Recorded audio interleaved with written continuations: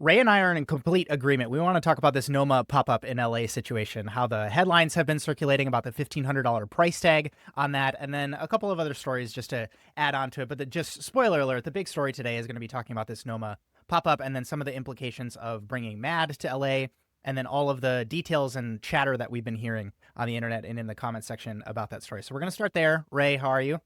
I'm good. I'm good. It's a fun weekend for those who watch sports. We're deep in the NFL playoffs. The Buffalo Bills are playing this weekend, so I'm in constant state of anxiety. But otherwise doing well. That's great. I don't pay as much attention to sports. I feel like a little bit of a transplant here in Seattle because I told myself that I was going to get attached to our hockey team, the Kraken, but that Yeah, just hasn't played out yet. it's a fun team But to I watch. grew up in Wisconsin, and so I'm just going to be a Packer fan just from a distance. I'm like Well, way back in the passenger seat in the nosebleeds well, watching the Packers. The Seahawks made it farther. They're playing this weekend as well. The Packers lost last weekend to the Bears, so you would be better suited as a Seahawks fan this year. True. Okay, Noma made the big announcement. Spoiler alert. I even hesitate to maybe bring this up on this podcast. I knew when I went to MAD that LA was going to be the next place. So this was back in I think April or May when I went to Copenhagen for MAD. It was a little bit of the chatter in amongst the Noma staff because it was, again, you can see in the logistics of how they're planning this that this is Mhm. not just like a whim, let's go make money, quote unquote, in LA type of move for Renee and the team. It is a very well planned, like in advance plan. Well, how well it's planned from the sense of like how the logistics go and how the food actually plays out, that is yet to be seen. And so I'm even like checking my own language here to make sure that I'm not like giving flowers too early when, this could be a total like disaster. And I'm not even like trying to speak that into existence. It's just more like I think people just way too easily latch on to opportunities to tear down Noma. So I guess are there initial thoughts when you saw this, and then I guess we have a couple of like data points. This Ray and I had to almost fight again over like who wants to cover this story because we both kind of brought this one, and I think for different perspectives we're coming at this story in our own unique way. And so maybe just start with like your high level view of what you thought when you saw this news drop. I think that this further showcases that just a standalone Michelin restaurant or World's 50 Best Restaurant is not a profitable venture. And it's crazy because this isn't profitable either, according to Renee, and we'll get into that. But what it is doing is building their brand even further. And last week we covered how David Chang has built this brand off of Momofuku that is making more money off of like CPG products and whatnot over the restaurant. And it even says here that they're going to have a shop with a bunch of different items. I don't know if you're going to see a Noma seaweed oil in stores anytime soon, but that being said, this is a massive brand play. I also want to say that when I first saw the headlines, I read this as this pop up is $1,500. In my mind, it went to one dinner is worth $1,500. And it's actually, if I'm not mistaken, a 4-day event. And so I think that's also really important to understand. Like, that is a lot of money, and most people can't afford that, but it isn't like you're just going for a 2-hour dinner for 1,500. I think the last thing that I do wonder though is if the goal to close Noma was because it wasn't profitable, and he's saying that these aren't profitable or this isn't profitable and you're charging that price point. Like, I just wonder what the long game is for this, and maybe you can speak to that. But I'm having a hard time unless it's a brand play to create products that are then sold that are like packaged goods or something. I'm really confused as to what the goal is if the reason Noma closed was because it lacked profitability. So those are my overall thoughts. Obviously, a pop up is less overhead than a restaurant, so I can see that from like a here and now perspective. But long term for Noma, for the brand, what is the actual outcome going to be? So that's where I'm like at right now. Just double check with me on that source though, because I want to jam on that specific point you made on the multi-day thing. I Hmm. saw the numbers being that it was a 4-day work week for them, basically. So that 4 days per week for 16 weeks, that was how it was going to go. And each person Oh, let's just okay. talk through the Never numbers just mind. I was very wrong. specific. No. Yeah. And like this is why we talk about this stuff because you see a headline or you see somebody like Hmm. just and it wasn't even you, Ray. It probably was Now I'm somebody else upset. like saying like, "Oh, this makes it worth it." It's incorrect, right? So like some of this stuff is the $1,500 it is per person. But then Okay. Yeah, well, yeah. what that includes is you get the full menu, you get the beverage pairing, that includes tax that they have to, obviously manage because they're doing business in another country, as well as a gratuity charge. And so as someone who Mm. has like both dined at Noma recently and then even if you look at like, even if we could just give them the benefit of the doubt and do some inflation adjusted numbers for, let's call it their Tulum pop up or their Kyoto pop up, it's like those were already edging on, you know what I mean, $750 to $950 per person. And Yeah. I can't remember, somebody's going to have to correct me in the comments, at least on the numbers there, if those included things like, you know, tax and tip and all of those things, or beverage Well, pairing. well, I'll just read this. That is a crazy price tag, but I mean, it is interesting. So I was reading Timeout, and I just maybe got my wires crossed in reading this. So they are going to have it 4 days. It's 42 people an event, or I guess at each sitting. What I think was interesting was so they go on to say that even at $1,500, Giuseppe does not expect to make a profit. Quote, "That's all on us," he told the LA Times. "I can't begin to explain how complicated and difficult it is to do these pop-ups without people immediately saying to me, 'Well, why do you do it if it's so difficult?' We can't lose money, but earning money, making a profit, we haven't tried that yet. And this will not happen in LA either. We're doing it because I made a decision that big experiences, that's our profit. And if there was a way of putting a monetary value on learning new things, meeting new people, just having the experience together, well, then our profit is probably like 95% of all the costs that we're spending." And in this article, I had read somewhere that they were saying, or maybe it was, I read a couple articles. It was basically like in the book that Jeff Gordinet, I think is his name, is the author, had shared. I remember there being like he was worried about charging that what was it, 900, 800. And so I guess to go to 1,500, I actually thought this was like a more inclusive experience. That is a huge jump. And I just wonder how like it is just wild. I don't know. Well, just doing the math, if it's $4 million across the 16 weeks, and that's like top line revenue. We haven't even talked about costs. We haven't even talked about like It's this not is profitable. yeah. So like Mhm. this is $4 million being brought in, and when we're talking about months of advance, sending, you know, multiple people, dozens of people, all the way up to, I think they're calling it 130 people from Yep. Copenhagen, putting them up, meals, like it. This is also Paying them for and labor. paying them for labor, but more importantly, I think that this is an interesting shift. That's like, I'm trying to be devil's advocate on behalf of Renee here, because it's like Renee has the brand equity to get, like, you can't tell me this isn't going to sell out. And so Mhm. this is a situation of like, should they, he probably had marketplace power to go up to $2,000 a person, or they could have extended this to 24 weeks and just say half a year is going to be spent in the US, and we're going to do some, you know, excursions to the coast and do all these sorts of things. This is all hypothetical. And what's more important for me to say here is Renee could be working these people 6 days a week, from the sense of like, guys, we can charge $1,500. We're only here for 16 weeks. Everybody just needs to power through. We need to do some split shift staffing here. And we need to be able to like hammer this for the 16 weeks, because like four days a week is not enough. But he had the wherewithal to like probably forecast that if that's going to be the case, it's going to be like, we're going to rein this back in. I just think it's such a dichotomy for some of these writers to be like, it's really bad when Renee isn't paying his people and he's charging all this money and he's not doing this stuff.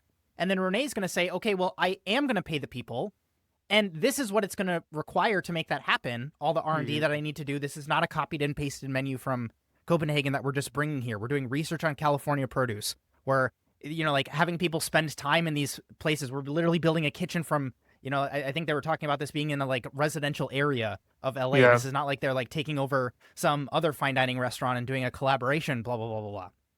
And so it's a little like, Renee's a little bit damned if he does and damned if he doesn't, in my mind, the way that I'm seeing the reactions to some of this. The context points that I think like maybe give it a little bit of credibility is LA just had all of these fires happen. And so there's a lot of Mhm. restaurants who like, they can't even like manage to, you know, like open and serve guests and all these sorts of things. But the question I would have is like, isn't this not exactly the same? But I talk about the benefits of Michelin coming to a particular area in the way that it brings attention, and it brings, you know, like conscious spenders, people who have disposable income, into those areas to spend money on these experiences.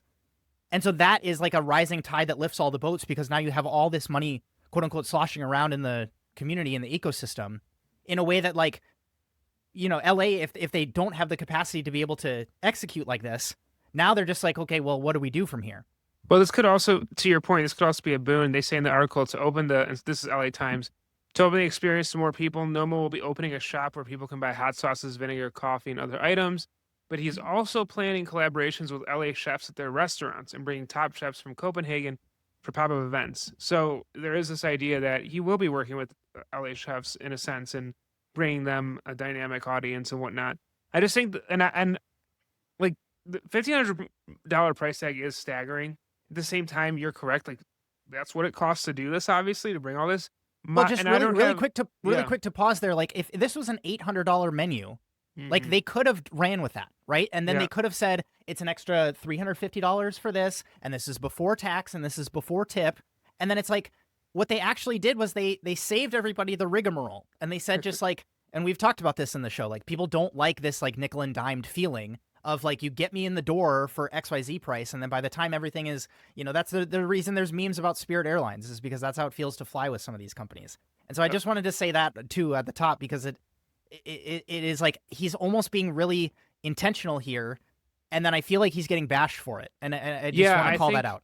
Well, I think there's a couple of things. I think we're in a place now in the world where like most people can't afford this. So I just think there's like a, you know, and I suffer from this sometimes. Like, well, I can never afford that, so who cares in a sense. But then at the same time, it's like this is a chef who's built up his accolades. There's an audience. There are people they're willing to pay for this. I think my bigger question for it, and not that it shouldn't happen. Like I actually am interested to see the impact it has. Like you just said, like if this is like $4 million, this is going to bring a ton of revenue, investment, eyes to LA in a city that probably needs it after everything that it's gone through, or could use it at least. My question though is like, what is like still like I feel like I don't understand what Noma is right now, and maybe that's like where you can help me out. It's like I said, he closed Noah because it wasn't profitable. He's doing these events, and like he said, the value of that is like learning and whatnot. And maybe this is just looking at it a capitalistic business lens, and maybe they're not really looking for that. I don't know. Do you know what I'm saying? Like he says, what he gains is like the connections and the value, and like that's great and all, but this is like a $4 million venture, and like not everyone in the food world has the luxury of doing that. So like, is there a bigger plan? Is this just kind of what Noma is, where they make little to no profit, but they have the backing and funding to keep doing this, so they do it? Like that's what I don't understand with this business, with what Noma is or what they're doing. And I'd love to know, like, I would love to know what the game plan is. Like, it would be so fascinating to talk to Renee. Shout out if you ever want to come on the show and just be like, hey, like, what is the business plan or like your plan as a business owner or a group owner or a brand owner for the next like 5 to 10 years? Where do you get revenue from? What is this like? And they will get revenue because they're so lauded, but again, like, they also struggle with this cost thing. So, your thoughts on like the bigger play here and what it actually is? I think what we really have to acknowledge is the transition that Renee is personally making away from being like everybody talks about him being the chef and the owner of Noma, but I think when you look at the people who he's put in place, Kenneth, Pablo, Coleman, I'm giving shout outs to people who like if you're in the Noma ecosystem, you know who all of these people are, but it is very much so a situation of like Noma can function at the level it's functioning at. 3 Michelin stars, the menus that are seasonally changing from game to vegetables to the ocean throughout the year. And there's new dishes that are coming, and there's consistency during service, and there's a vibe that happens when you go into that place, and the team feels well taken care of, even though it's like still really intense working in these places. But like, I think Renee has acknowledged that he is almost like stepping into a different zone of his career when we're thinking about him being able to rub elbows with the chefs in LA who then ultimately he brings them to a mad type, venue to speak.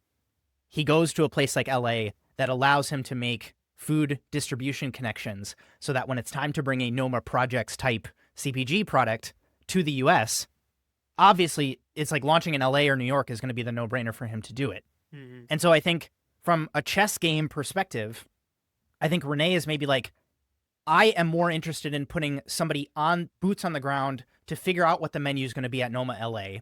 I will take care of like all of these, backdoor conversations that you and I, Ray, are never going to see. Do you know what I mean? Like we're never going to have, even if we had the luxury of Renee coming on this show, I don't think that he would be able to transparently share with us in a like real way how some of these conversations are going, because seeing how he put this most recent mad together, That is his superpower. We're talking about like all of the places when we were as ticket holders given access to like, well, you can go to Koan and you can go to this cool wine bar and you can go to this, Fiskebaren, and like we're going to do all of these things in Copenhagen to like support the city. All of these chefs who are like, they're not speaking at MAD, they're not cooking any of the dinners for or lunches for the attendees, but it's like, I want to put this city on. That is Renee's superpower. And it's like, he's done that in Copenhagen. Where else can he do it? You know what I mean? Like there's a lot of like language barrier exists in Mexico and there's not enough infrastructure in Tulum, but there's a ton of like really interesting product there that he doesn't have experience with. And he's going to bring Rosio Sanchez in and they're going to do a ton of R&D to like bring the philosophy from Scandinavia to this area. You do the same thing with Kyoto. And it's like a lot of the chefs in Japan, like some of them definitely wanted to collaborate, but I can imagine a lot of them were very closed off. There's also a big language barrier where it's like you can't bop around the city in the same way that like if you're an English-speaking person going to LA, you have the ability to just like, boom, I want to go to this next place. And it makes sense for me to like, I'm going to spend 4 days in LA. I'm going to go to Noma. And then I'm also going to go to some of these other cool collaboration dinners that are happening. I just think Renee's superpower in the earlier days, and that I can imagine he has a lot of like, not to psychoanalyze the guy, but like I can imagine he has a lot of like qualms. Like I don't want to be the person who's going to be like, my hands are on the food all the time, because he sees the side effects that come from when he is that person. That is the yelling and screaming. That is the like, we need to push ourselves until 3 a.m. and then come in at 8 a.m. the next morning.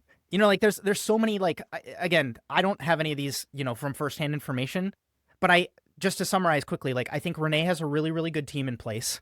I think his superpower is in connecting and like truly looking at a bigger city in through the lens of food and saying, I want to like celebrate this. I want to showcase this.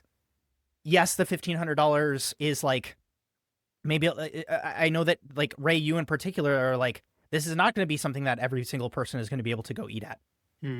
Some interesting dot points that I came across in my research is like they are going to be doing, like specific meals that are covered from a like sponsorship perspective. Nice. I can't 1% of revenue excluding tax and refunds is donated to school food programs. 1 table nightly reserved for hospitality workers aged 25 and under. That is free. That's an application-based program from, again, some research. And then also like some of the stuff that they're partnering with is through Brigade. So they're doing professional training and community dinners for LA school districts. They're also doing mentorship and workforce development for alumni and students from underserved LA communities. And then exactly what you mentioned, and I'm very curious to see how these numbers shake out. I don't know if we'll ever see this, but like, could they add an extra $1 million in revenue from Noma projects? That I think is a very interesting number. Which I think is their big play. Totally. Well, like that is an interesting thing that I think is in relation to, the like, what is the ratio going to be of like how much they're able to bring in from projects versus how much, and like the cool thing about all these like gratuity things, they might have some, like up and over and above like supplement stuff that you can get but Noma doesn't really work that way because from an organization and flow perspective, they are better off if like they just put their best foot forward on what the menu is. And there's not this weird feeling of like, I need to upgrade in order to get like the big experience. It's the same thing with the wine program. Like if they're having like set wine pairings, operationally, that's really, really savvy because then there isn't this question of like, okay, well, we need to like slow down the table because we need to get this wine decanted, blah, blah, blah, blah, blah. We need to have this special cocktail made. Everybody's getting the same experience. And so then they can just run the playbook for 16 weeks. And I think there has been stories of like, depending on when you go to the pop-up, the first menu on night 1 is a little bit different than like week 14, night 3. And so, again, I want to turn it over to you. So maybe if you had some other thoughts here, but I had some other dot points here that I wanted to cover too. I think, I know, and I think it's like going to be good. I think anyone who's hating on it is just like this is just the reality of where Noma's at. And there's always going to be people that are going to decry it because of the price point. But overall, like it is interesting to see. And I think the economy of like what I don't even want to say average person, people that are looking to dine, it's kind of, you are seeing travel, I feel like, but you're seeing chefs kind of go and meet the fans of their food. And I say this because in the same token, when I was like looking at this stuff, I'm looking at CBS News did a coverage of Chef Grant Achatz. He's getting a Lifetime Achievement Award from the Gene Banchat Awards. And he was saying that, he talks about the pop-up he's doing. So in its anniversary year, Ackett's brought Alinea to Brooklyn, Beverly Hills, Tokyo, and more recently Big Sky, Montana. Quote, the thing that I enjoy the most about pop-ups is that each one of them has its own set of challenges and therefore its own set of potential creative outcomes. And you're just seeing that like this is becoming something that is very much a part of these high-profile chefs where they're gonna go meet their customers, they're gonna go on tour. They are like almost adopting like a tour schedule type feel. And again, it's just to keep building these brands because as much as you and I would sit here and be like Alinea, like if someone were to say they don't know Alinea that's in the food world, we'd look at them crazy. Most of the population doesn't know what Alinea is. And so it's this brand building. It's the same with Momofuku. I keep going back to the CBG thing from last week, but it's so astounding to me that like David Chang went from like a chef's chef kind of in New York City back when he was coming up to like a super well known like podcaster and TV host, and he was like everywhere. You couldn't escape him. Sometimes a little too much, in my opinion, but then he has Momofuku, and like that's its own thing now. And it's like if that's and if you go look at the comments in our videos, like people are like, it's crazy how the oil and the noodles taste the exact same. It's just like positive, and it's like brand loyalty built off this chef's CPG products. It's this type of building brand, building a virtual brand. Like we look at Fallow, we bring up in their YouTube show. Like this is just all a part of the playbook of getting a brand out there, and it showcases what you've predicted, which is like restaurants are important, but it's like what's after restaurants that are important, and it just showcases that in a digital world or a world where you can get more things easily, you need to be in the forefront of reaching out to people. You can't just expect to sit back and have them come to you. It just doesn't work that way anymore. And that's the benefit of having a brand like Noma and Renee having probably the people around him. And then also the, again, mental transition himself of saying, this is my zone. These are my strengths. And then I have the ability to like, this is the launch of Noma projects in the US, right? Like when I came back from Mad, I brought that little jar of mushroom garum and rose vinegar. And I was like, this is interesting. Like this isn't even available in, grocery stores in Copenhagen right now, but like very curious to see how this plays when they eventually launch it in a more global way. Here's an interesting dot point on numbers that I wanted to just throw your way and then maybe just get your reaction. Another restaurant that we've covered here from their incredibly quick rise to 3 Michelin stars, it also located in LA, Somni. Somni's menu is $600 per person just for the food. I'm going to throw some numbers at you, Ray, and get your reactions here. So if you get that menu, that $600 menu, and you get the wine pairing, the classic wine pairing, $820 per person. If you get the non-alcoholic beverage pairing, it's an extra $145, so $745 total. And then they have a reserve premium wine pairing. It shouldn't have called it a reserve. It's a premium wine pairing, $1,595 per person for that wine pairing. And so to me, it's like there's already an experience in LA that is quote unquote 3 Michelin stars that's charging $1,500. But none of these people are going to talk about it because it's like it doesn't fit the narrative of like Renee is this, exploitative, person who's just trying to profit. It's like you go down the list and it's like he's not exploiting the people because everybody's getting at least 2 days off, ideally, right? Like I can imagine that they're still working a 5-day work week, but only 4 of them are service. Like that, we've talked about this on the show of like 4-day work weeks are great, or at least pivoting in a way where you have the capacity to not like burn your staff to the bone. And then also like from a beverage pairing perspective, this is before tax, right? On the Somni, at least from the way that I'm seeing it. And then it's like tax and gratuity. I'm looking at the open table page. Tax and gratuity are not included. And so it's like by the time you get to the end of the game, Somni is the same price. And that is not to discredit the work that Somni is doing. It's different food. It's a different, vibe. But like the forefront infrastructure investment that Renee and Noma is putting into this by flying everybody out and doing all the R&D alone, I think is like a very interesting place where what Noma, in my opinion, just to kind of like wrap this up and tie a bow on this, needs to deliver on is there needs to be something that people have not experienced before who have eaten at every other restaurant in California. Like I think some of the like giant asparagus things that he was talking about, serving, and the crab that they were highlighting, it needs to be something where like I have never experienced California produce or product in this way. And there are, just the way that Noma's fermentation techniques transformed this, the way that they're, doing large format things at the table. Those are always the things that end up making social media headlines, at least from their more recent ones that they've done pop-up wise. I'm very, very curious to see like if they can hit that.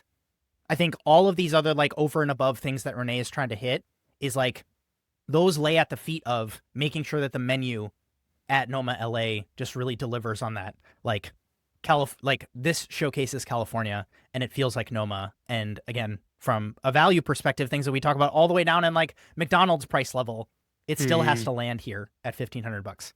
And so, any closing thoughts? I just want to check my notes really quick to make sure I didn't miss anything, but I'm very, very curious to see how this goes. Um, no, I just think, yeah, I'm just interested to see. And I think like the like other beauty in this is like unless it goes extremely bad, what's the negative press? If there's a labor issue, obviously, if the food's really bad, if someone gets sick, obviously those are all obvious things. But if you're at a restaurant and you go and you travel there and you like spend this much, like yes, it's like whatever, but like the, it just feels like this is also just a much more. There's less downside. I feel like in some cases to a pop up because the chef is like maybe you excuse some things that may don't work all the time. Like I don't know if that makes sense, but it's just like I think that this new way of doing these pop-ups is just like you have the brand name and it's like already elevates this to a different level. My only other thing that I want to ask Justin is you see restaurants invading grocery, you see chefs doing pop-ups. Do you feel as someone maybe in like their early 20s that is trying to become a chef in the industry or wants to own a successful food business? Do you feel like it is like I would feel at this point it's important to get experience like cooking while traveling in a sense of like a pop-up. Like if I have chefs in my areas doing pop-ups locally or somewhere else, I would try to go work under them because it very much feels like the next generation of chefs are going to have to be mobile or deploy a team mobily in some way. Is that like a crazy take or do you think that like that makes sense at all? I always laughed at the comfort level that people have in restaurants because you have the same four walls, you have the reliable fridges, you have the equipment that you know how it works and where to plug it in and how much capacity it has. And like you even know the little quirks of, like where the lights turn on and how tables happened to be arranged. And when somebody says like, "Hey, I need you to go take this to table 12," it's like where that is. And so there's so much dependability and consistency that you have when you work in a restaurant that is just non-existent in pop-ups. For the listener who has maybe not been listening to this podcast for a while, like I did private events and pop-up dinners and private chef stuff for almost 4 or 5 years when I moved back to the US from working in Europe. And so it is absolutely a totally different skill set that, again, I like almost chuckle to hear people like, obviously restaurants are hard in their own unique ways, but it's like, oh my God, I wish I could have had, gone back to a restaurant at certain points of like the pop-up season that I was in, because it was like, oh my God, I just like don't like loading in and loading out and having to set up from scratch and all these sorts of things. I talk about a lot of this stuff in Total Station Domination for this reason, because I think like there's a optimal, adaptable two ends of the spectrum that I almost am positive he's like a sports scientist named Andy Galpin talks about. And to me, like restaurants can become optimal, right? Because you have everything dialed in. The equipment and the layout of the kitchen and the dining room is just so that the menu that you're serving can be perfectly executed in this environment. And then pop-ups are on the adaptable side of the spectrum, where it's like the menu's changing all the time, the venue's different, the guest count and, like who's working even changes quite a bit. And so for me, it's like a lot of the principles I teach in the program are as such because I just saw it firsthand. It was like, oh my God, this is so important. You're probably not going to be working for every single chef that you're going to work for is going to do some of these things, but especially if they're going to get asked to go cook at the James Beard House, if they're going to get asked to go, like go to the, what is it, the Chase Sapphire, like food festival that they happen to do. It's like you're going to get collaboration dinners with other chefs. Like you're going to get asked to go do this stuff, and your ability to like work outside of the four walls that you call home is really, really important, because it's like Noma has the ability to say, we're going to completely change the menu and do not expect Copenhagen food at this pop-up. We're going to go full California on this. But I think that there are other examples where the adaptability really matters, because if you're going to go to Paris and cook your cuisine from California, it's really going to matter that it's like reasonably similar, right? Because people are depending on that. And you needing to point at the stove and say like, oh, the stove is different here, or the oven is a little bit different here.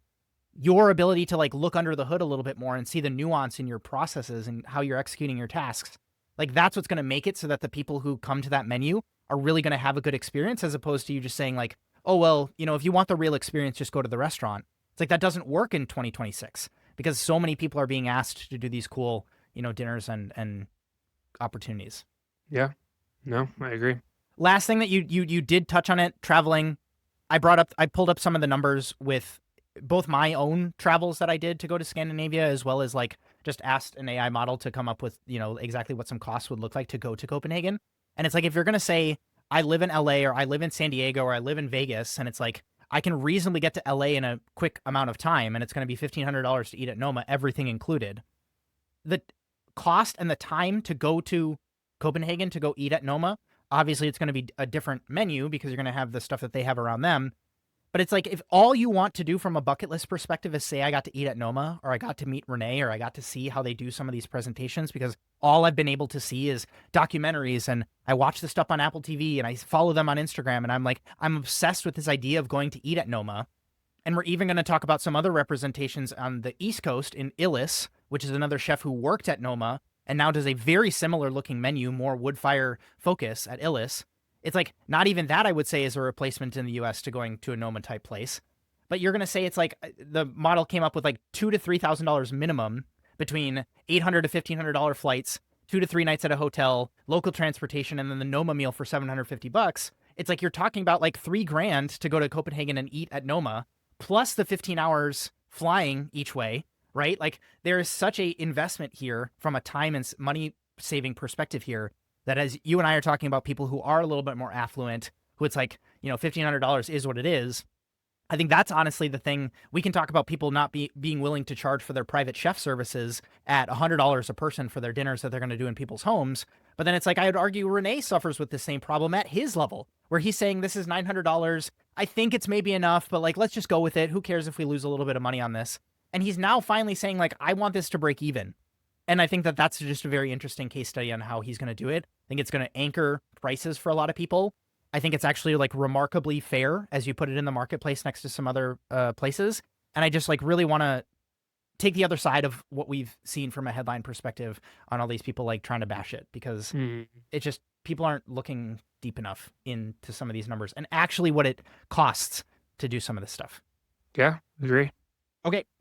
Take your next story. I'm curious what the other piece that you brought. You have a video asset that you want to play here. Yes, I'm gonna react. We're gonna react to a video. We're gonna try something out here for the podcast. And if you like this stuff, let me know. So this came. I've been on. I always look at Line Cook Reddit and the Kitchen Confidential. I'm sneaking through there. And this video came up. I was like, okay, this will be interesting. This video has like 4 million views. And I just thought it was a really like, it's just his business. I want to give them credit. It's Detroit 75 Kitchens. It has 4.6 million views in 2 weeks, and it's the 3 benefits of giving your staff free meals. I thought it was awesome. So here we go.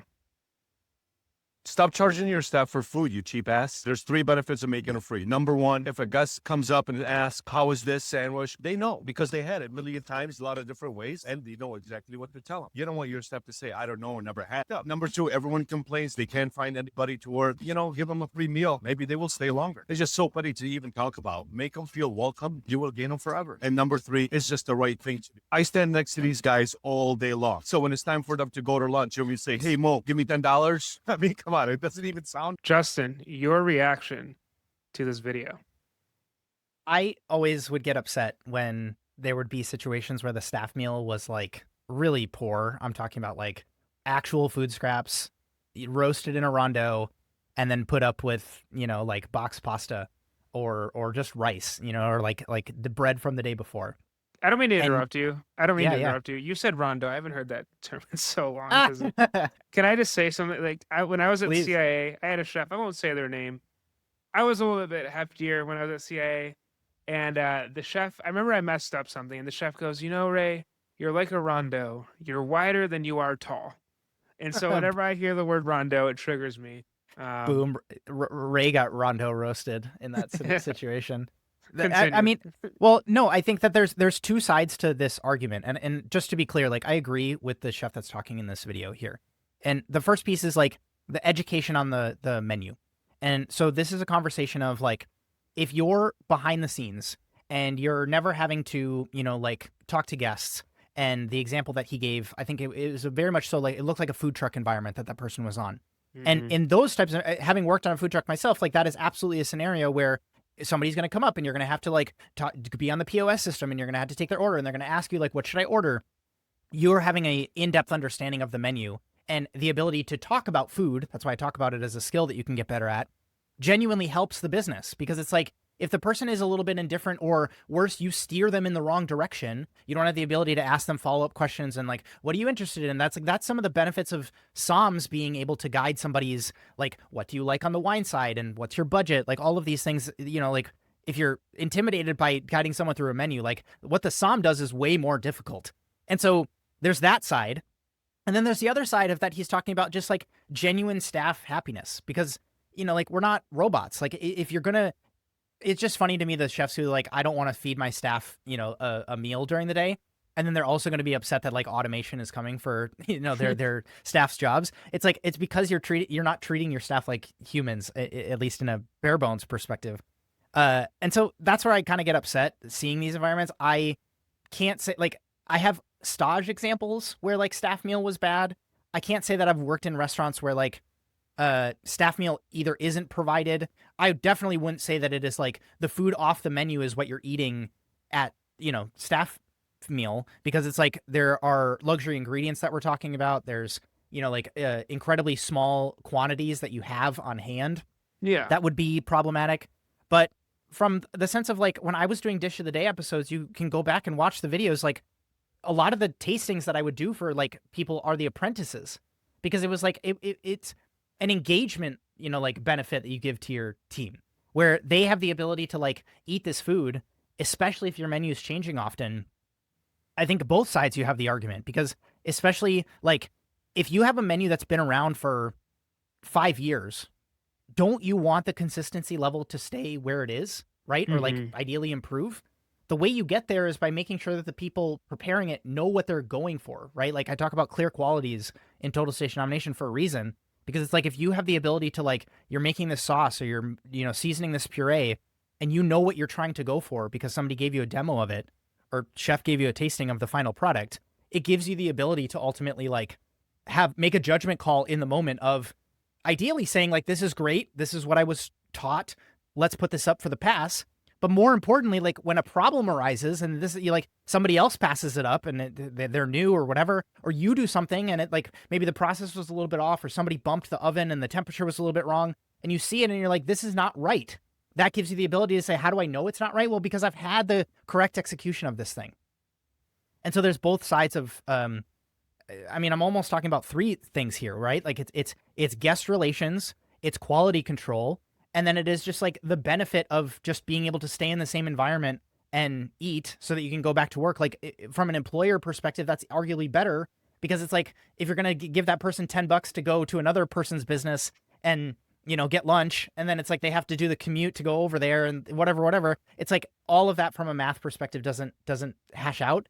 I think a lot of this comes from owners who are probably really absent, right? Like people who aren't there, because I can imagine like if you're sitting there and you're watching some of this stuff as a boots on the ground owner, it's like you see so many of these negative externalities play out that it just turns into this thing of this isn't worth it. We need to change things up. And maybe that this is like a wake up call if you are the type of person who is like falling victims to some of these practices. And it's like, I've just laid out hopefully 3 very tangible ROI, pieces that you can experience in your business as an owner if you're, doing things another way. I don't know. What were your thoughts when you saw it? And I guess what motivated you to bring this up? Yeah, I thought it was brilliant. I think the fact that it got 4.2 million views kind of speaks to like if you're not feeding your staff, you're probably behind on the times, and you probably like should be doing that. I think back to a couple things. I think the camaraderie piece and the piece of just like culture in your restaurant. I'll never forget. I worked for I mentioned him a ton. Ross, if you listen to Line Cook Thoughts or you listen here, fine dining chef, worked at OB for their last season, brought a lot of those the different experiences back to Buffalo. He's very intense, but in like a positive way. He wasn't like a negative or abusive chef at all. Was really a great mentor. And I'll never forget, like he would do. We always had family meal, and I would have to cook it sometimes, or someone else would. Like when he would cook it, he made a point to put like he would make us handmade tortillas that he learned when he went to different parts of the world. Or like he would make he made a porchetta one time, I believe. Or, like he just like put that extra effort in to care for us, to give us food, to give us different things that we really enjoyed. And I think back also to when I worked for a restaurant group back in 2019 in Chicago. It was either Thanksgiving or the night before, and we all were, you have to work those days, and it sucks. And I remember just I prepared a Thanksgiving meal for everyone. I ordered turkeys from Cisco, and made mac and cheese and mashed potatoes and sweet potatoes, and I made it really quickly. Like I was actually impressed at how much Thanksgiving dinner is so easy in a professional kitchen. It's so easy. You don't have to worry about anything. It's like stupidly easy. But just giving them the back house and front of house staff that experience allowed, like, we just felt like, all right, we're in this together. It kind of sucks that we're here. It does suck that we're here, but we just got to experience what we're missing out on in a sense. And that was really cool. The learning the menu part is really big, but also at the same time, what is really important is you also, from an ops standpoint, don't want your people to worry about where they're eating. It's so odd to me, and it's so kind of disgusting when people don't feed their staff, because it's like they're sitting there all day wondering where they're eating instead of focusing on the task at hand. If you're gonna make them go eat and go get food elsewhere, they're leaving. You're like, instead they can enjoy being with the team. Like you can talk with them, like, and they should, obviously like have a break and go like get away from the kitchen. But now their energy, they're putting so much more energy going elsewhere. And I've worked in spots where chefs and cooks have had to go elsewhere, and they've come back late, or they're stuck somewhere. Or the restaurant they go choose to get food at has a long line and they can't even eat. Like it's just not a doable concept, especially when you have a 30-minute window for a break. So it's like, or an hour, like it just depends. But at the same time, it's like, feed your staff. If you're not feeding your staff, it's not only a bad look, but it just, in my opinion, shows a bad culture. And it just shows that you're not really invested in people. And like you said, like we might as well get to the robots if we're not going to care for the humans. And if you're one of those owners that's like, oh, I need to pinch every penny, like that is an operating cost. Feeding your staff is an operating cost. Now they can't go grab the first foie gras lobe out of the fridge and like, do you know what I mean? Like, or they can't go grab a truffle and start shaving it on the pasta, of course, but that is an operating cost. Feeding your people and being there for them, it should be an operating cost. Piggybacking off of what you said, because I agree with nearly everything, I talked about in the last episode working for your team. Mhm. And I think that is an example. If you're sitting here and you're feeling a pit in your stomach of guilt and, oh my goodness, this is me, I think this is an example of you working for your team, is saying, I am going to, over the next week, come up with a list of 15 staff meal ideas that are relatively quick to prepare, relatively low cost, and that my team has the ability to execute on, so that they have the ability to, feed themselves and sustain themselves throughout their work shift. Because that is, you're not making the staff meal for them, right? Like this is you doing the work for your team. You work for your team. And I think like they work just as hard, you know what I mean, for you. Mhm. And so I think that is like the flip side of this coin. And like, thank you for bringing this up in this context, because like it's another example. I gave an ordering example, I think, in the episode where I brought up that concept, but I think that like this is another case study in doing something like this, because I think what we would probably see as a devil's advocate place of owners pushing back on this, Justin and Ray, this is too hard, I can't do this stuff, is like staff is spending too long making staff meal. I've gotten yelled at in certain restaurant environments where I was the morning sous chef and I was in charge of making staff meal to take the pressure off of the PM dinner team. And I would spend way too long on it because I loved doing it. I loved going above and beyond. I loved doing extra sauces. I loved doing cool garnishes. You get so nervous though, because, and it's a trope, but it's like cooking for the people that, Yeah. your chefs, your kitchen, like that is the most nerve-wracking thing. Like cooking for customers, we're good. Cooking for staff meal, oh my God, I used to get so nervous. That's so funny. But it is an example of like, I used to get yelled at because it was like I was like one of the higher paid members in the brigade, and I was spending time, you know what I mean, that I could have been doing, like developing another dish or doing more quality control or like mentoring somebody. And I was like having fun, making this really cool like presentation that I was stoked to serve everybody right before service. And so that's like one thing that is like, that's the talking about the way that you measure stuff. Okay, cool guys. Like we need to be spending no more than, and then insert the number, 45 minutes a day on staff meal, like aggregated amongst everybody, right? So like, Ray, you're going to make the vegetable. I'm going to do the protein. Somebody else is going to do the sauce or the starch or whatever. And it's like, you guys have 45 minutes each and you guys all need to make enough for 25 people. And it's like, okay, well then that is something that I can operate under. And that is an example, again, I'm trying to tie it back to the things that I was talking about in the previous episode of like measuring a problem that you have. It is not my team can't make staff meal. That's too arbitrary. Like distill it into a number. And then the same thing goes for costs. Okay, well, everybody is like, again, to exactly what you're talking about, Ray, like using the foie gras trim or going in and using the langoustine, clause when we should be using those for other things. It's like, that's the work that the owner can do to provide like a quick one pager of like, these are the proteins that you guys can order for staff meal. Because really bringing it all the way back to another episode, like this is the food pyramid, quote unquote, that we're going to operate under this restaurant. You don't have to use the USDA one, but it's like, it is an example of like, I want every single staff meal to have protein, starch, and veg. And it's like, I would have even worked in places where it's like there needs to be a beverage and the front of house team needs to contribute to that. We make juices for, the restaurant. And so if we have juice leftovers that we need to be using, or, we want to try out a new tea for people, it was like, that was really cool for us to have. And it was a real big motivator talking about camaraderie and motivation to like have a cool drink that the bartender was going to serve to us during staff meal. And it was like relatively straightforward. It was like in a 22-quart Cambro and half of it was freaking ice. You know what I mean? Like it's not a big expense, but it is one of these things that you and I are talking about, Ray, when we talk about numbers of like retention downsides of when you lose an employee, it costs anywhere from like $1,500 to $5,000 to lose an employee at your restaurant because you have to retrain people because all that time that you invested from a sunk cost perspective is now like out the window. All of this stuff really, really matters. And it's one facet of, like really running a high caliber team as we're talking about some of these restaurants. Any other thoughts on the staff meal piece? Oh, good. Okay. So I have 2 quick hits that I want to go into. We'll probably leave these in the show notes. If anybody wants to go deeper on this. The first one is from a publication that I wasn't aware of. It's called Canada's 100 Best. Have you heard of these folks? No. So they come out with a yearly awards thing. So going back to since 2016. And that's a little bit inaccurate because they did 2016, then they skipped to 2019, 2020, 2021, all the way through to 2025. And they include some highlights that just kind of like pick a singular winner.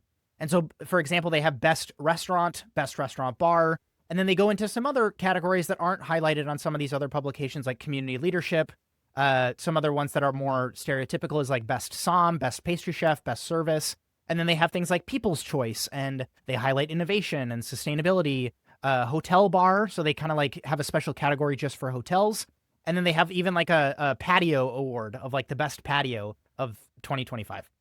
So Canada's 100 Best came out with a piece called The Rise of the Co-Chef, and they published this 2 days ago. And this is effectively talking about 2 chefs being better than one. They do something in the beginning that I kind of like push back to, where they lead off the article talking about like, in the early 1900s, Auguste Escoffier was, like a revolutionary person for coming up with the brigade system. And that was very much so one chef at the top, and now we have 2 chefs at the top. But I think what we're really talking about here when we really go into this is like, it's sometimes a, owner and then a very closely connected chef de cuisine, which we've obviously seen on other concepts.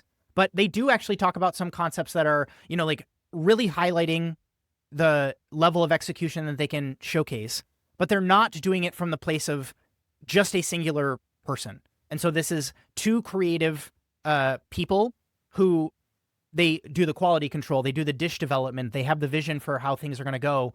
And depending on when you go, like that might be the person who's standing on the pass. They might be both. When one is tired, the other takes over. Fatigue wears you down and creative exhaustion quickly follows.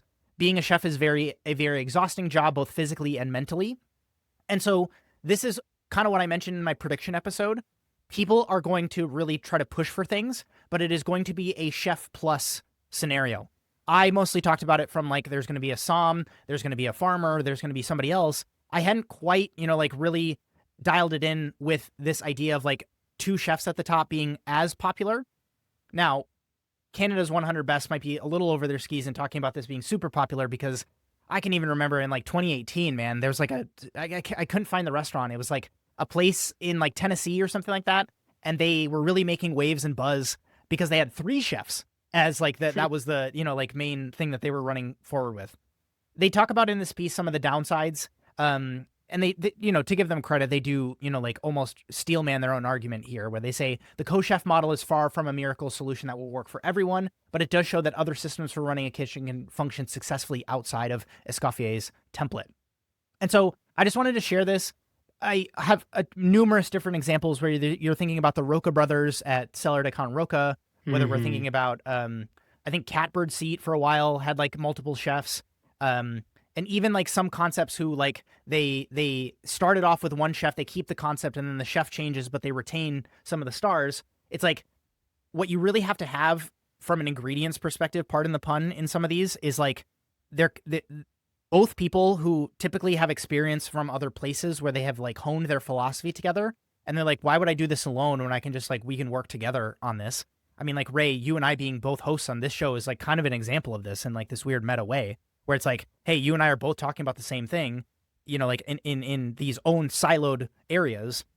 Is there a world where this can be a 1 + 1 = 3 scenario that as we're talking about some of these downsides that chefs are experiencing, we're not experiencing as much anymore because it's like there's less pressure for me to be like this singular monolithic, you know, owner where everything needs to come through me and all the questions get filtered through me. It's almost like that separation and even talking about like other examples from a separation perspective, the husband and wife team is like the total example of this, right? With like John Shields and Karen Shields. Karen does the pastry program and John Shields at Smith does the culinary program. And so like this has existed for a really long time.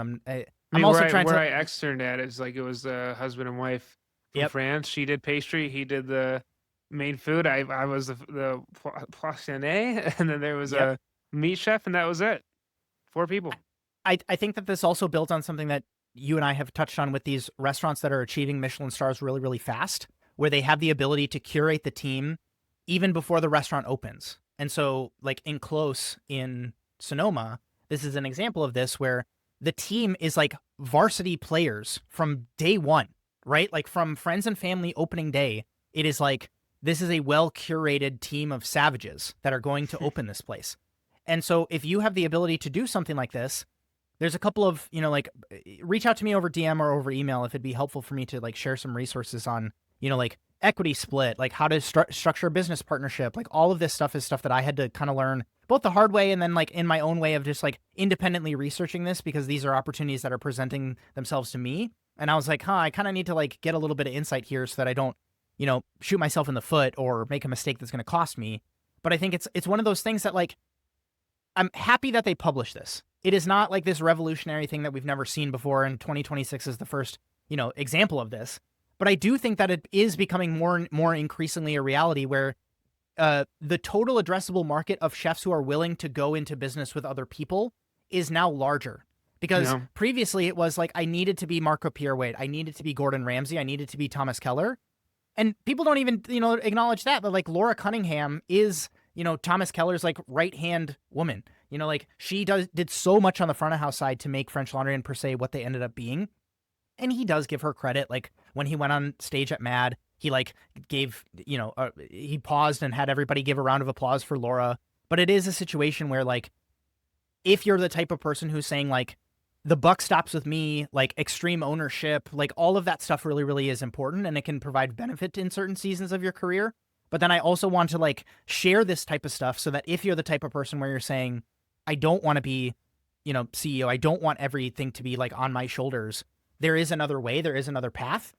The reason that some of these examples that I've even covered on previous episodes of the show are not around anymore is because there are downsides that come with this type of arrangement, right? Like you know, one person wants to go do other things, like study any of the great bands who have, you know, broken up in, you know, music. And it's like you run into these problems. Somebody gets an opportunity to, you know, launch their own CPG brand. And now it's like, how do I want to do this? Like, do I want to build my own personal brand? Does it need to be under the restaurant? And so if you can have the right relationship with the person in this co-chef situation, it can totally work. The article lays out a bunch of examples of this. But yes, I'm very much so pro seeing some of this stuff happen. And I just wanted to highlight it because I thought it was interesting. Your thoughts? Yeah, I think that at the end of the day, this could be a really good opportunity for a bunch of people, especially 2 collaborators. I think it kind of takes away the idea that like I'm sure work-life balance is a lot better, and maybe I'm wrong, but I think it could be a lot better. I think partnerships in general need to be happen more. I think that chefs silo themselves. I think one of the testaments that I like about our channel is you and I were very open to like working together. It was like you could have easily said no, F you, and I could have said, you know, been like, I'm just gonna do my own thing. But like obviously we've grown this brand a lot from working with each other, so I agree on that. And yeah, I think that overall, this idea of like the co-chef, I just think I think it also just opens up to better expansion, right? If you have two people as chefs that are expanding, operating a business, and you want to expand, like you can then deploy one of them to the other location, and then like there's just a leg up, in my opinion, from like an operating standpoint of like you have more deployable labor or ownership or operators that you can then go and just do way more business ventures with. I'll add just a very personal anecdote that came up as you were talking, and this might totally go over people's heads. And so just thank you for indulging me in telling this quick story. But my wife and I had a funny thing when we had our first son. And this is a parenting story that ties into this co-chef idea because, when my wife and I have a kid, there's this shared thing that we are responsible for now all of a sudden, and you're kind of thrust into this situation. We plan on having kids. It wasn't like a surprise or anything, but it is like a very big change in routine. And what we realized in like the first 2 weeks of our son being here is that her and I would approach him being awake as like, cool, both of us are on now and we need to like, take care of this kid. What we realized after like becoming basically super sleep deprived in the first 2 weeks was like, oh, once both of us understand what to do and, eat, sleep, poop, the typical routine that a kid has to do, one of us should wake up and be on Owen. And then like the other person can sleep. And I think that's another thing that, like in addition to the creative butting heads thing that we might see, in these sorts of relationships, that's another thing that I just want to advise people against in some of these partnerships. If like you're going to say we're both co-chefs and then both of us are going to be on the pass every single night. It's like you have this immense benefit of like how have Ray and I structured the show. It's like there's, episodes where Ray does solo and then I come in and I do duo episodes with Ray because I want to free myself up to do other projects. I'm writing a book, like I'm on paternity leave right now, but I'm going to be doing other video projects in 2026. Like there is a world where you can like enter this co-chef relationship, but you're not actually getting any of the benefit from entering in some of these things. And so again, quick parenting, like lesson there that I think ties into this because what I don't want is for people to be like launching some of this stuff and then being upset at the bed that they've made now that they have to sleep in it. Yep. Agreed. Okay, cool. So last story here, just a really, really quick hit one that I'm very curious to like, it ties into what we've talked about prediction wise, but then it's one of those funny things that almost like proves some of the points that we have talked about on the show. Square, the company that does the POS system, big umbrella company called Block. Jack Dorsey is the CEO of it, who famously created Twitter, old CEO of Twitter, founder of Twitter. He basically has this new feature called Neighborhoods, which is a anti-marketplace, is how they're calling it, to rival third-party delivery apps.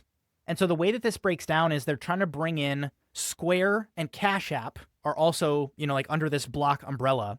And so they're basically wanting to offer 1% fees to merchants that have this like neighborhood functionality turned on. And let me go into some of the data points that they've shared here. So this launched in October of 2025. And so we're a little bit behind the curve on getting this, like out from a news perspective. But from the numbers, there are 4 million Square restaurant merchants and there are 57 million Cash App users. And so what they're basically saying is instead of paying DoorDash or Uber Eats 20 to 30%, have people order on Square through this Neighborhoods thing. And as long as they pay with a Cash App, it's going to be a 1% processing fee to the restaurant. And so from a cost savings perspective on the surface, that might sound like, oh my God, why has nobody done this before? We've seen people in the comments talking about like the fees on some of these other third-party platforms are too high. What's interesting here from a loyalty perspective, back to our predictions, is that as you shop at some of these quote unquote neighborhoods locations, you get 10% back on that purchase in something called local cash, which you can redeem at any business in the network. And restaurants never spend more on rewards than they earn monthly. And so just getting into some of the numbers, DoorDash controls 67% of the US food delivery market, and Uber Eats has 23%, with that other, 10% being split amongst the other participants. And so Toast also has something called Local, and Spot On has a place called Go-To Place. Okay. But Square's advantage is that they have this massive Cash App user base. And Cash App, from a money movement perspective, moves nearly $3 billion annually through the platform. So what Square is hoping to do with this feature is, one, just get more people to adopt Square as a POS system for their restaurant. But then they're also introducing things like AI-powered voice ordering for phone calls, multi-channel menu management, and then they're doing a total new hardware, upgrade going forward with like kiosks that you can input into your restaurant and all of those other things. Going into that 1% number, because that's the thing that made the headlines, but that's for ordering only. That is not the full marketplace. That is not representation on like a big app where you can kind of like browse around from a user perspective. And then the restaurant still has to handle the delivery logistics, or Square, in addition to offering some of these other features like the AI powered voice ordering, Square also does on-demand courier partners. But then you have to factor that in, that like additional fees apply to use those services. And so like just run the numbers for you and your business, like, okay, 1% on processing plus the courier. It's like, oh, I could actually save, 8%. Like that's a really big deal across your business across the year if you do a lot of delivery stuff. So what's more important here is that like the loyalty thing is interesting, coming at this from a sense of like your margin is my opportunity. We've used that quote before because it is this situation where like DoorDash is the 800-pound gorilla in the marketplace. And it's like, if anybody is going to be able to dethrone them, is there a world where like it's not a actually competing delivery app? They come about it from this almost like tangential way where they're saying, we're going to partner with restaurants and like go more grassroots in the way that they're going to dethrone DoorDash. I'm not saying that's going to happen, but I think it is an interesting way that this could play out. I'd be curious to hear your thoughts on something like this being launched. Yeah, I think that maybe a question to go back to you is like, do you just worry that you silo with Square, right? Which obviously has like one of the biggest, they're like, they have these like really great, it's like really easy to use, right? And I've done a lot of work writing in the past for like Square POS for a coffee shop, Square POS for a taco shop. They're usually the best because they're easy to access and whatnot. Do you worry though that there's going to be these competing ecosystems of like delivery services or payment processors? Like I would think that this leverages Square to be like the number one overall, especially if you can like a 1% processing fee is like insane. But do you at all worry that we're going to get to a point where there's like these maybe 3 or 4 and they're competing and then the value is kind of undetermined? Because like right now it seems like the smart thing would be to use Square now. And so like this kind of evolves into that. Does that make sense? Yeah. Like you'll have this neighborhoods, but then you might have like another one do it. Like you might have, I mean, what's another payment process? Like Talk might partner with someone. And so it's like, that's just where I wonder. But like right now, this seems like a really good move if you have a lot of processing fees elsewhere. What this reminded me of is I went to a conference in Portland several years ago called Feast Portland, and Bon Appetit put it on. And at one of the meals, I was sitting across from this couple that ran a Chinese food company in Austin, I think it was, somewhere in Texas. And they had, I think, 4 or 5 locations, and they were talking to me. This was back in like 2018, something like that. And this was before like the pandemic, like really exponentially increased the amount of DoorDash users and the tech wasn't as good. They were basically telling me that they built their own food delivery ecosystem using tech for their 5 restaurants. And so they were like, we don't need Uber Eats. We don't need any of these third-party delivery platforms because we have gone in and built the infrastructure for, basically like very low-cost delivery add-ons so that we can basically serve our whole city using the restaurants that we have. And I just paused and it was like, I didn't ask them this directly, but it is a question that I think you have to ask yourself as a business is like, what is the cost of doing that? And net, like by the time you pay DoorDash whatever they're charging you, and I think I've talked about this in other episodes before, but it's worth harping on again, is the increased exposure you get from being on DoorDash, the, like basically bundled service of, like having somebody come to your restaurant door, take the order and deliver it to a customer, some of the customer service, issues that get handled by DoorDash, like do all of the math, you know what I mean? Like get all of this stuff like processed through your business and say, okay, well, this is actually worth 20%. Yeah. And like, if I need to have my numbers change on the delivery apps to like, quote unquote, cover this fee that I'm charging to DoorDash, is that something that you as a business need to consider? I've certainly encountered businesses here in Seattle that like offered limited menu options on DoorDash because like we only want to have like our heavy hitters available on the app. So well, that happens, when happens with bigger brands too. Yes. Yes. And so like all of this stuff, I think just like culminates into this, like, I just want people to be aware of like, everybody harps on DoorDash being so quote unquote expensive. And they're like, there should be an alternative in the marketplace. And it's like, I'm here to tell you that there is one. it doesn't mean that it's necessarily like the best choice for every single business. I think some of the loyalty stuff, back to another one of my predictions saying that like restaurant tech is actually going to get good here. It's like, is there a world where some of this loyal cash that they're, doing actually ends up, being something that they can like use promo wise in a way to like really get in touch with some of those customers because they've been to your place multiple Well, times. this like the last week's podcast, like I covered Portillo's Right. had a big Right. Yes. 10% of their sales from last year came out based off of loyalty. Like that's Totally. a big number. Like that's really good. So yeah, I agree. Totally. I think the important thing to kind of note here is like all of this is still in its loss leading, state in the market. I think towards the bottom of that article on Portillo's that I was reading that you covered, it was almost like sales are down, something like that. Like at the end of the piece, it was basically like Portillo's is investing in all of this stuff. Square is investing in all of this stuff. DoorDash might be testing some of these new features. We talked about the AI companion and being able to, order something for you depending on what you're in the mood for. But I think some of this stuff like has yet to be seen as like quote unquote successful or really change consumer behavior.